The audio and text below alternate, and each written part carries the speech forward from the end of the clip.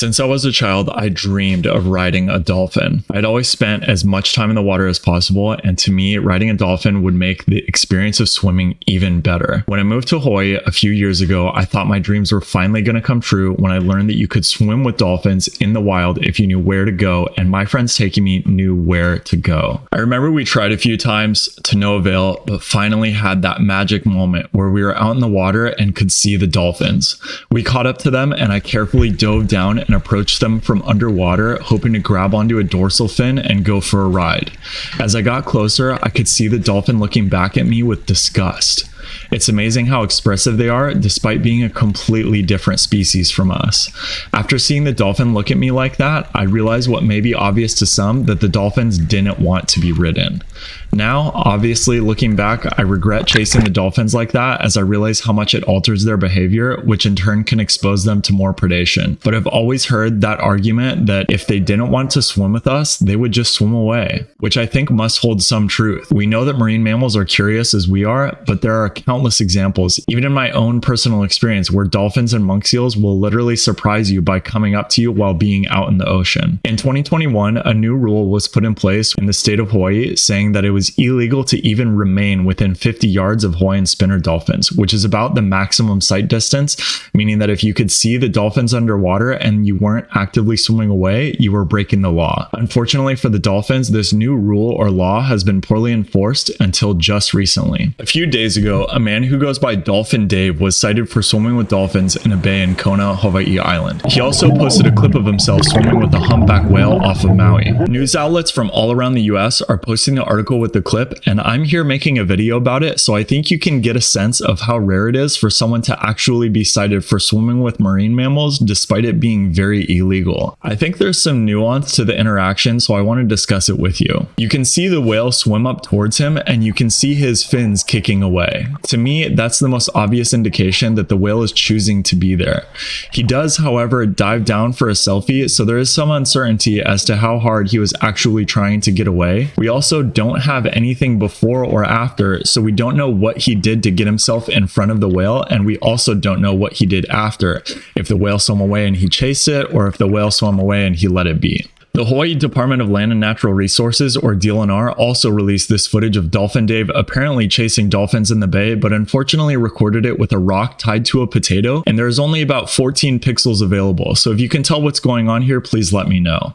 I left them a comment on their press release to let them know what I thought of it. My big question about the subject of swimming with whales is, why is it illegal to swim with them here, yet there are tours in other parts of the world where they literally drop you off with the whales to go swim with them? As a matter of fact, I just went to Tahiti and swam with them, where the whale tours are regulated such that you can only swim with the whales if they're just sitting there cruising, and you can basically go join them, but if they swim away, you have to let them go. I felt like that was a great way to observe them from the water and get some interaction without harming them. Hi, my name is Stephanie Stack, and I am a researcher at the Pacific Whale Foundation based on Maui, Hawaii. I have spent the past decade studying humpback whales and spinner dolphins and how human activities affect whales and dolphins in Hawaii and throughout the Pacific. I've researched commercial swim with whale tours and how they affect whale behavior. And I've also researched spinner dolphins in Hawaii and how human activities are affecting them. I'm currently a PhD student at Griffith University in Australia. So some countries around the world, like the USA, have banned swimming with whales. And in Hawaii, there's also a law against swimming with spinner dolphins. But in some countries around the world, these activities are legal, authorized, and quite popular. For example, Australia, there are commercial swim with whale tour programs. And I've been doing research to understand that type of tourism and how it's affecting humpback whales. Yeah, absolutely, they are. There's been limited amount of scientific research on this type of tourism because it's relatively new compared to traditional whale watching, which is very well studied. The research that's been done so far on swim with whale tours, regardless of the location, is that this type of tourism is causing disturbance and does have a measurable impact on the humpback whales. Humpback whales in Hawaii are on the breeding grounds, and as such, it's important that they get a lot of rest and conserve their energy. The same is true for spinner dolphins. These dolphins hunt offshore at night, and then during the day, they come into shallow bays near to land, and they rest and conserve their energy. The research is showing that these whales and dolphins rest less and move around more and expend more energy when there's swimmers in their close proximity. And we don't know exactly what this will mean for these animals in the long term, but you can imagine that uh, resting less and using more energy when you should be sleeping or resting is not a good thing. It's like if you were being disturbed every 20 minutes throughout the night while you're trying to sleep. And we're starting to see with the spinner dolphins in Hawaii some population level effects of that in terms of their predation by cookie cutter sharks, their calving rates, the amount of time they spend in their traditional habitats.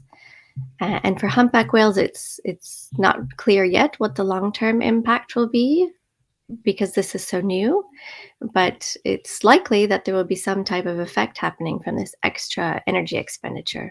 So if someone is a diehard whale fan and they want their entire life to be dedicated to seeing whales, swimming with whales, interacting with whales in the most ethical capacity, how can they do basically what you're doing?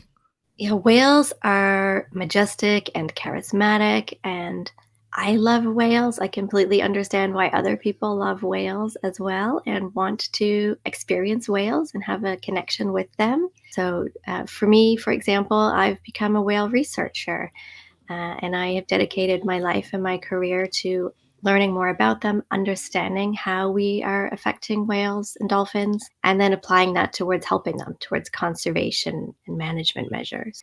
So I would encourage people to do that, to channel your energy for good, to become a marine biologist, or become a member of a professional society or nonprofit that is helping these animals. You can donate your money to charities that are helping these animals. We are the reason that whales and dolphins are in jeopardy around the world.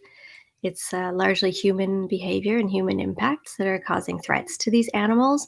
So it's up to us to change our attitudes and our behavior towards these animals and help them. What's even crazier is the way that dolphins are impacted here is so obvious, and it's been made very illegal to swim with them, yet there are commercial tours that operate in broad daylight, taking people to swim with the dolphins, dropping tourists off in front of them while the dolphins are actively moving. At the end of the day, none of us really know what marine mammals want, and I think anything we can do with them, besides captivity, is better than what people used to do with them, which was killing them for their oil, meat, and bones. Let me know in the comments what you think about swimming with whales, and if you know any experts in the field, I would love to hear their opinion. Okay, that's all the stuff we saw. Bye.